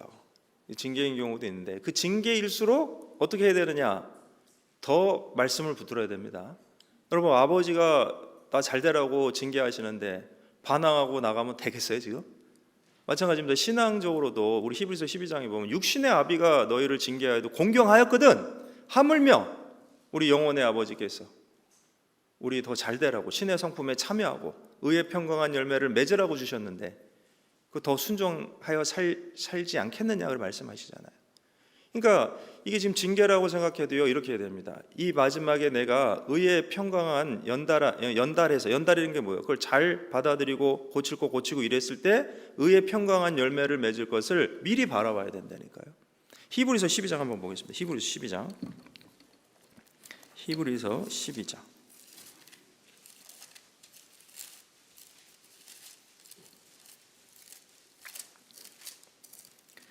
히브리서 12장 5절. 히브리서 12장 5절. 또 아들들에게 권하는 것 같이 너희에게 권하신 말씀을 잊었도다. 일러스되 내 아들아 주의 징계하심을 경히 여기지 말며 그에게 꾸지람을 받을 때 낙심하지 말라. 주께서 그 사랑하시는 자를 징계하시고 그의 받으시는 아들마다 채찍질 하심이니라. 여러분 누구를 징계하실까요? 하나님은? 아들. 여기 써 있잖아요. 다 읽고도 대답을 안 하시네. 예? 그 받으시는 아들마다, 사랑하시는 자를 징계하고 받으시는 아들마다. 그래서 그 밑에 보면 7절에 너희가 참음은 징계를 받기 함이라 하나님이 아들과 같이 너희를 대우하시나니 어찌 아비가 징계하지 않는 아들이 있으리요. 징계는 다 받는 것이오늘 너희에게 없으면 사생자여 참 아들이니라. 또 우리 육체의 아버지가 우리를 징계하여도 공경하였거든 하물며 모든 영의 아버지께 더욱 복종하여 살려 하지 않겠느냐. 저희는 잠시 자기의 뜻대로 우리를 징계하였거니와 오직 하나님은 우리의 유익을 위하여 그의 거룩하심에 참여케 하시느니라. 11절 같이 읽겠습니다. 무릇 징계가 당시에는 즐거워 보이지 않고 슬퍼 보이나 후에 그로 말미암아 연달한 자에게는 의의 평강한 열매를 맺나니. 그래요. 이제 우리는 알았습니다. 징계의 동기도 알았고 아버지가 우리를 사랑하셔서 잘 되라고 그의 거룩하심에 참여하라고. 그렇죠? 그래서 11절에 보니까 어때요? 물론 당시에는 즐거워 보이지 않아요. 곤고한 날입니다. 고난이 있습니다. 그렇지만 어떻게 해요? 그로 말미암아 연달한 자는 의의 평강한 열매를 맺는다. 연달이라는 게 뭐예요? 이걸 잘 받아들여서 아까 얘기했잖아요. 예? 이런 부분이 내가 하나님께 정말 계속 불순종한 부분이구나. 그걸 깨닫고 고치면 이제 열매가 맺어져요. 열매라는 게 뭐예요? 우리의 삶이 변화됩니다. 신앙의 모난 부분이 깎여지고 그 여러 가지 열매가 있잖아요. 성령의 9가지 열매가 맺어지고 또 전도의 열매도 맺어지고 이게 필요한 시간이었던 거죠. 그래서 이제 우리는 미리 바라본다는 게 뭐냐? 이렇게 이 터널을 잘 지나갔을 때 그 나타날 빛을 보듯이 우리는 주님께서 우리를 또 이렇게 필요한 그다음에 적정한 때에 우리를 연달하시고 그리고 그 끝은 우리가 몰라요. 사실은. 왜? 때와 기한은 나한테 속한 게 아니죠. 누구한테 속해 있어요? 하나님께. 때와 기한은 하나님께 속해 있습니다. 그러나 하나님이 허락하신 때라면 묵묵히 또 주님을 신뢰함으로 받는다면 나중에 의의 평강한 열매를 맺는 겁니다. 그리고 애매히 받는 고난 가운데 있다면 이게 징계가 아니고 애매히 받는 고난이라면 그럴 때도 미리 바라봐야 될 게 있어요. 뭘 미리 봐야 되냐? 내가 이걸 잘 참으면 좋은 결과가 있다. 전도할 때 특히 여러분 전도할 때 어때요? 아니 뭐 나 잘 되라고 전도하는 게 아니잖아요. 그 영혼은 구원받으라고 전도하고 우리가 무슨 경제적인 이익이 있어서 전도를 합니까? 그 사람 전도한다고 교회에서 뭐 억만금을 줘요? 그런 게 아니잖아요. 상은 하나님이 주시는데 그 사람도 마찬가지예요. 뭐 그 사람 전도한다고 그 사람이 나한테 뭐 돈을 줍니까? 뭘 줍니까? 그런 거 기대 안 하고 우리가 전도하죠. 영혼이 불쌍해서 전도해요. 근데 애꿎은 소리 합니다. 너나 잘 들으라고 그렇게 핍박을 해요. 그죠? 전도 안 하면 그런 거 죄송하지만 전도 안 하면 그런 거 안 받을 텐데. 그죠? 근데 계속 해야 되잖아요. 왜 그래요? 이걸 잘 참았을 때 그 영혼이 구원받을 것을 우리가 생각하고 그래서 그걸 미리 볼 때 그 고난의 시간을 잘 지나갈 수 있어요. 그 앞에 나와요. 히브리서 12장 보시면 주님의 경우에 나오죠. 2절 3절입니다. 2절 3절. 히브리서 12장 2절 3절 같이 읽겠습니다. 믿음의 주여 또 온전케 하신 예수를 바라보자. 저는 그 앞에 있는 즐거움을 위하여 십자가를 참으사 부끄러움을 개의치 아니하시더니 하나님 보좌 우편에 앉으셨느니라. 너희가 피곤하여 낙심치 않기 위하여 죄인들의 이같이 자기에게 거역한 일을 참으신 자를 생각하라. 그래요. 그래서 곤고한 날에 생각해야 되는데 특별히 누굴 생각해야 됩니까? 주님을. 그리고 주님은 2절에 보면 믿음의 주여 온전케 하신 예수를 바라봐. 저는 그 앞에 있는 무엇을 위하여? 즐거움을 위하여 십자가를 참으신 거예요. 여러분 주님 십자가를 지실 때는 엄청난 고난이었습니다. 육체로 오셨기 때문에 6시간 동안 물과 피를 다 쏟으셨을 때 고난이 왜 없었겠어요? 근데 그 앞에 있는 즐거움을 미리 보시고 참으신 거예요. 이게 뭘까요? 무슨 즐거움을 보셨을까요? 이 십자가의 대속의 죽음을 통해서 구원받을 영혼들을 미리 보시고 그걸 참으신 거예요. 마찬가지입니다. 우리가 애매히 받는 고난이 있어요. 전도하면서 받는 고난이 있지만 이 영혼이 구원받을 걸 미리 바라보고 참을 때 견딜 수 있죠. 그렇죠? 그래서 우리가 곤고한 날에는 생각하라 이 말씀 가운데 여러 가지 중요한 뜻이 있어요. 곤고한 날에는 봐야 되는데 뭘 봐야 되느냐? 미리 봐야 될 것도 있습니다. 이해가 되셨죠? 예, 그래서 이제 몇 가지 좀 남았는데 더 봅시다. 또 이 하나님께서 바라보실 때는 측은하게 바라보시는 것, 그것도 이제 같은 단어를 쓰셨어요. 자, 이사야 38장 2절입니다. 이사야 38장 2절. 이사야서 38장 2절.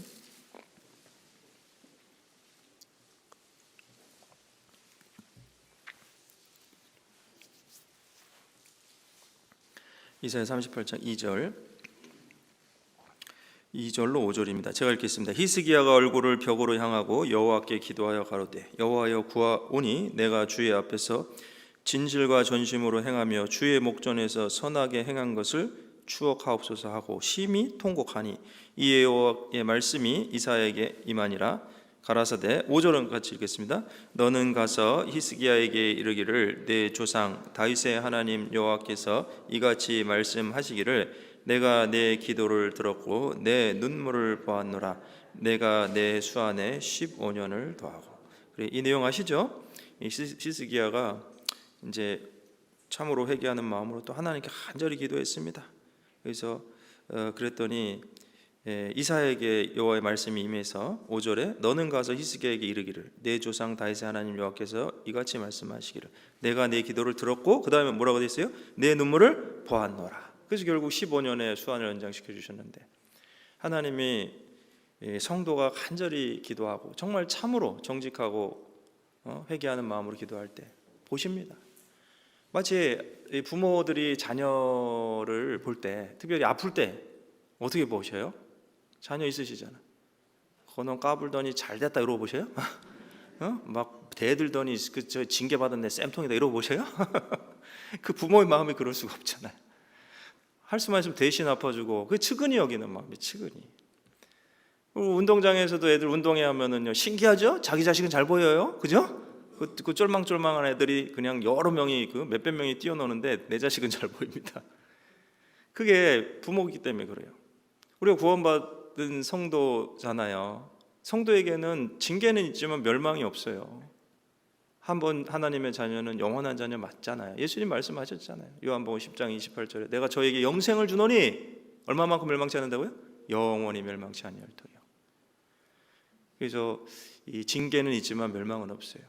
그래서 때때로 어떤 이유로 고난 가운데 있을 때 주님이 함께 하십니다. 함께. 시편 23편에 다윗도 고백했죠. 내가 사망의 골짜기를 다닐지라도 누가 함께 하신다고요? 주께서 나와 함께 하신다.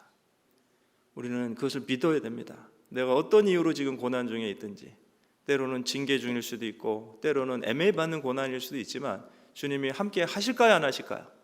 함께 하시고 또 측은히 여기시고 바라보시는 거예요. 내가 내 눈물을 보았노라. 그래서 우리는 그걸 생각해야 돼요. 고난 중에 있을 때 주님이 나를 측은히 여기시고 보시는구나. 그래서 시편 138편 6절에 여호와께서 높이 계셔도 낮은 자를 하감하시며, 하감이 뭐예요? 내려다 보시는데 그 측은히 여기는 마음으로 높이 계시지만 다 보실 수 있습니다. 억울한 사정에 있어도 눈을 지으신 자가 보지 아니하시랴, 귀를 만드신 자가 듣지 아니하시랴. 다만 아직 때가 아니라서 아직 풀리지 않을 수는 있지만 하나님께 다 보고 계시는 거예요. 이런 상황에서도 주님을 의지하길 바라고 계시는 거죠. 그리고 여섯 번째는 이 그 보다라는 말에서 유래한 말이 비전이라는 게 있어요. 비전은 뭐냐? 이상 혹은 소명 이런 겁니다. 그래서 라의 명사형 중에 마르아라고 있는데 그것이 이상은 뭐냐면 하나님의 말씀을 선지자들에게 보여주실 때도 이상 중에 보여주신 경우가 있죠. 그래서 민수기 12장 6절에 보면 나 여호와가 이상으로 나를 그에게 알리기도 했다. 그리고 그 창세기 46장 2절에도 하나님이 이상 중에 이스라엘에게 나타나시고 야곱에게 뭘 알려주실 때도 그 이상이라는 게 있었죠. 근데 이제 우리가 생각해야 될 것은 이제 성도의 관점에서 소명이라는 게 중요한 거예요. 소명 혹은 사명. 바울 사도가 많은 어려움 속에서도 이 끝까지 달려갈 길을 마칠 수 있었던 것은 그 받은 사명이 있었기 때문에 그래요. 얼마나 많은 그 고난을 받았어요. 사실은요. 40에 하나 가만 태장을 5번이나 맞고 또 파선한 배에 갇히고 먹지 못하고 자지 못하고 강의 위험, 강도의 위험, 거짓 형제의 위험. 제가 이제 선교에서 생활해 보니까 그 말이 조금 이해가 됐어요. 물론 뭐 전혀 어디 감히 바울 사도에게 비교하겠습니까만은 이 강의 위험이 뭔 줄 알았어요. 아니 인도 같은 나라는 열대성 강우라고 그래서 스콜이라고 그래서 30분만 놔도 나무가 뿌리채 뽑힙니다. 막 도로가 유실되고 다리가 무너지고. 그래서 이 그 어떤 경우는 400km 정도 떨어져서 차를 가지고 가는데 20시간이 걸려요. 400km 19시간, 500km라고 칩시다. 500km에 20시간이면은 시속 25km인 거죠. 그래서 어떤 경우 뭐 기차도 제일 빠른 거 탔는데 400km 가는데 10시간 걸리고.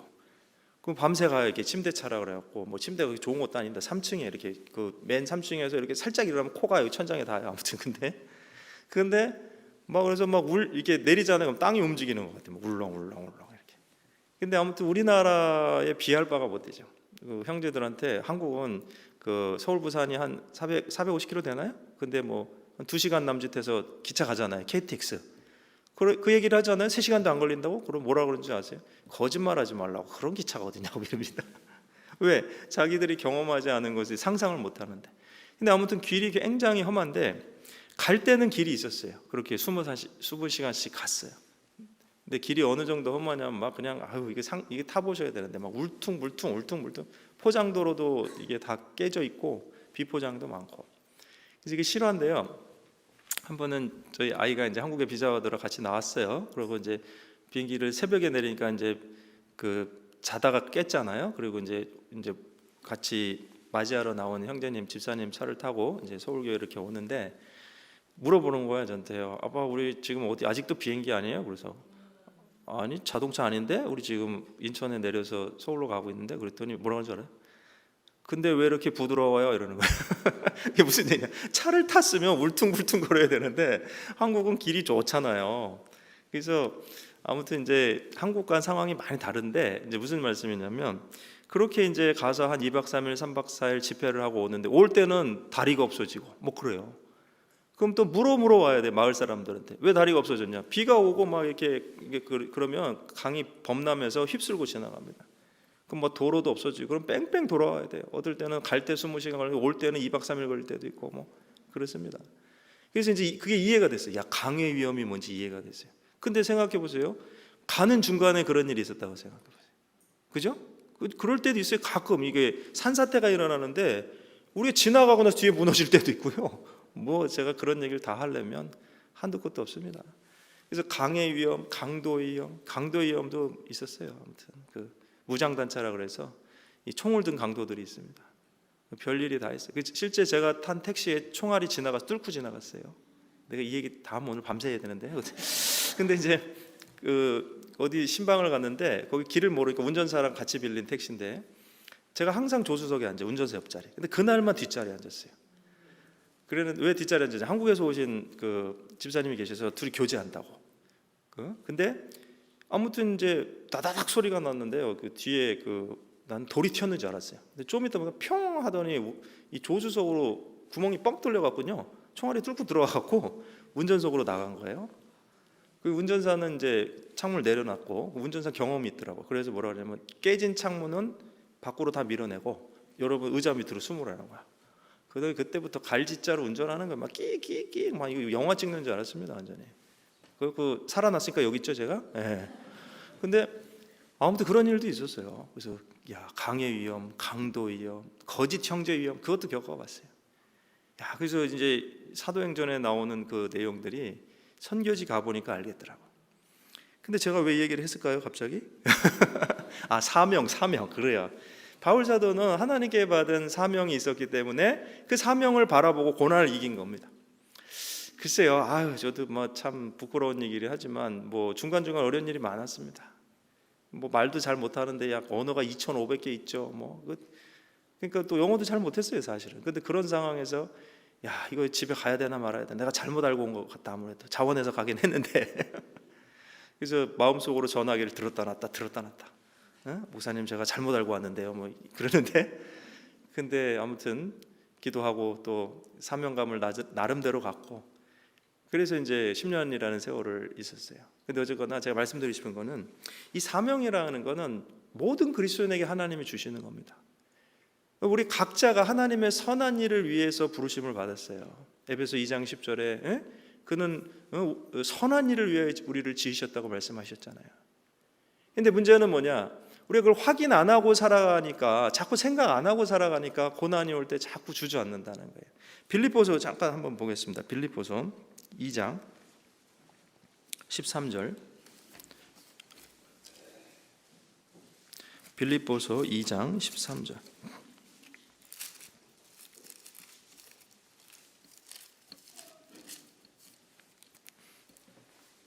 빌립보서 2장 13절 같이 읽겠습니다. 너희 안에 행하시는 이는 하나님이시니 자기의 기쁘신 뜻을 위하여 너희로 소원을 두고 행하게 하시나니. 그래요. 이제 보시면 무엇을 두신다고요?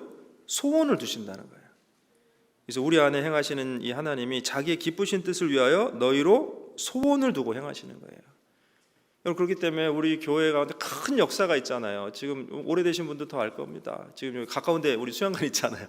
수양관 저 옛날에 기억나네요. 그 은혜관 자리에 있던 2층짜리 빨간 건물 그거 하나 있었는데 지금 그거 생각하면 너무 놀랍잖아요. 이거 완전히 상점벽해 갑니다. 이건. 근데 이런 큰 일이 일어난 것은 하나님이 우리 안에 소원을 두시고 행하신 거예요. 근데 한 사람의 소원이 모여서 두 사람의 소원이 모여 세 사람, 이제 교회의 그 소원이 됐고, 그래서 하나님이 선한 일을 위해서 일을 이루셨어요. 근데 우리 각자에게 분명히 소원이 있습니다. 그게 때로는 연합이 되고, 때로는 또 각각에게 또 주신 사명도 있고, 근데 그걸 생각해야 된다니까요. 고난만 바라볼 게 아닙니다. 우리는 고난 속에서 무엇을 바라봐야 되느냐? 이제 뒤도 바라봐야 돼요. 이제 좀 정리하겠습니다. Look back. 이런 일이 왜 생겼을까? 물론 좀 생각해 봐야 됩니다. 그리고 나의 어떤 잘못 때문에 생긴 징계라면 돌이켜야겠죠. 그리고 이 전도하다가 혹은 어떤 분들을 세워주려다가 받는 고난이라면 주님을 바라보고 참아야 되겠죠. 그래서 look back, 성찰하기도 하고, 또 look into, 깊이 생각해 보기도 하고, 그 다음 look forward, 앞을 바라봐야 되기도 합니다. 우리에게 주신 소명과 사명을 바라보고, 그리고 look above, 또 주님을 바라보고, 또 look down도 있어요. 하나님이 우리를 바라보시는 그 측은히 여기시는 그것도 생각해야 되고, 지금 이 고난의 시간 속에서도 여전히 함께 하시는 그 주님을 붙들고 우리는 이것을 이제 이겨 나가야 될 겁니다. 이제 본문으로 돌아오겠습니다. 전도서 7장 14절. 전도서 7장 14절 같이 읽겠습니다. 형통한 날에는 기뻐하고 곤고한 날에는 생각하라. 하나님이 이 두 가지를 병행하게 하사 사람으로 그 장래일을 능히 하려 알지 못하게 하셨느냐. 자, 그러면 왜 하나님이 이 두 가지를 병행하게 하셨을까? 인생에서 사실 우리는 내일 일을 몰라요. 내일 형통한 날이 올지 곤고한 날이 올지 모르잖아요. 그렇죠? 마치 내일 비가 올지 아니면은 해가 뜰지 사실은 우리가 개인적으로는 알 수 없습니다. 요새야 뭐 하도 기술이 발달돼서 예보라는 게 있지만, 근데 우리 인생은 내일 일을 몰라요. 그럼 왜 이 두 가지를 병행하셨냐? 그것은요, 이런 겁니다. 겸손하라고. 그리고 우리가 바꿀 수 없는 것이 있기 때문에 현재에 충실하라고 하는 거예요. 여러분, 우리가 바꿀 수 없는 게 뭐가 있을까요? 과거로 돌아가서 과거를 수정할 수는 없어요. 지나간 날은 지나간 날입니다. 그러면 이제 보십시오. 현재 둘 중에 하나가 찾아올 거예요. 형통한 날이 오든지 뭐가 오든지 곤고한 날이 오든지. 그럼 어떤 것이 지혜로운 삶입니까? 형통한 날에는 그것을 주신 하나님께 감사하고 기뻐하고 찬송은 정직한 자의 마땅히 할 바니라. 그것이 지혜로운 자의 모습이고, 또 곤고한 날에는 어떤 것이 지혜로운 자의 모습입니까? 생각하라. 생각하는 것은 영적인 시각을 가지고 바르게 바라보고 생각하라는 거예요. 그것이 지혜로운 자의 모습입니다. 지혜자의 기도라는 내용이 있습니다. 제가 책에서 봤는데 이런 내용이에요. 고칠 수 있는 것은 고칠 수 있는 용기를 주시고, 고칠 수 없는 것은 받아들일 수 있는 평안함을 주시고, 그리고 고칠 수 있는 것과 고칠 수 없는 것을 분별할 수 있는 지혜를 주소서. 감동도 안 하시네. 제가 이거 보면서 많은 교훈이 됐어요. 그렇죠. 우리 고칠 수 없는 것들이 있어요. 아니, 성인이 됐는데 키가 다 컸어. 뭐 그럼 염려함으로 키를 한 자라도 더 자라게 하겠습니까? 그런 거 갖고 고민할 필요 없어요. 네? 근데 고칠 수 있는 것들이 있잖아요. 잘못된 습관이 있다든지, 또 아무튼 내가 신앙의 성장을 위해서 버려야 될 것이 있다면 고칠 수 있는 고치고, 그리고 이제 뭡니까? 만약에 우리에게 찾아온 그 날도 우리가 고칠 수 있는 건 아니에요. 그 상태에서는 여러분 생각해 보십시오. 하나님이 굳게 하신 것을 어떻게 사람이 피겠습니까? 하나님이 작정한 때가 되어 펴지는 거지. 그럼 곤고한 날이라고 해봅시다. 그때 어떻게 한 것이 지혜로운 자의 삶이에요? 원망하고 불평하고, 그리고 아무 기도도 안 하고 자기 방식대로 해결하고, 그것이 지혜로운 자의 삶이 아니라는 거죠. 말씀을 가지고 생각하고, 또 여전히 우리와 함께 하시는 주님을 바라보고, 또 우리에게 사명을 주신 주님을 바라보고 그 곤고한 시간을 잘 이겨나가는 겁니다. 그렇죠? 그래서 오늘 이 전도서 7장이 우리에게 많은 교훈을 주고 있다는 생각이 들어요. 그래서 오늘 성경 보고 잠깐 드렸고요. 또 이 말씀 전도서 7장 14절로 같이 좀 생각해 봤습니다.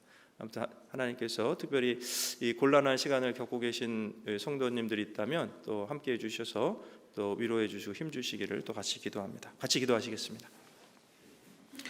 하나님 감사합니다. 귀한 시간에 또 우리를 주일 오전에 모아 주시고 주님의 말씀을 배우게 하신 감사드립니다. 무엇보다 우리를 구원해 주신 그 은혜에 감사드리고 또 지금까지도 때를 따라 돕는 은혜를 허락해 주시고 또 몸된 교회 가운데 연결해 주셔서 양육하고 보호해 주신 감사드립니다. 또 특별히 우리에게 복음의 귀한 말씀을 주셨사오매 이 복음을 전할 수 있는 지체로 우리 모두를 귀하게 사용해 주시고 또 이곳에 귀한 몸된 교회를 세우셨사오니 더 많은 영혼들이 몸된 교회를 통해서 구원을 받을 수 있도록 하나님께서 도와주시기를 간절히 기도드립니다. 또 곤란한 중에 계신 형제 자매님들 계시다면 주님께서 힘주시고 위로해 주시고 또 잘 인내함으로 그 상황을 헤쳐나가실 수 있도록 도와주시옵소서. 또 전국에 또 세계 가운데 복음이 전해지는 곳에 함께해 주셔서 더 많은 영혼들이 구원받을 수 있도록 도와주시고 또 특별히 해외에서 수고하시는 선교사와 또 그 가정 또 형제 자매님들과 함께해 주셔서 더 많은 영혼들이 구원받을 수 있도록 인도하여 주시옵소서. 오늘 이후의 시간도 주님의 자비하신 손길에 부탁드리오며 우리 주 예수님의 이름으로 감사하며 기도드렸습니다. 아멘.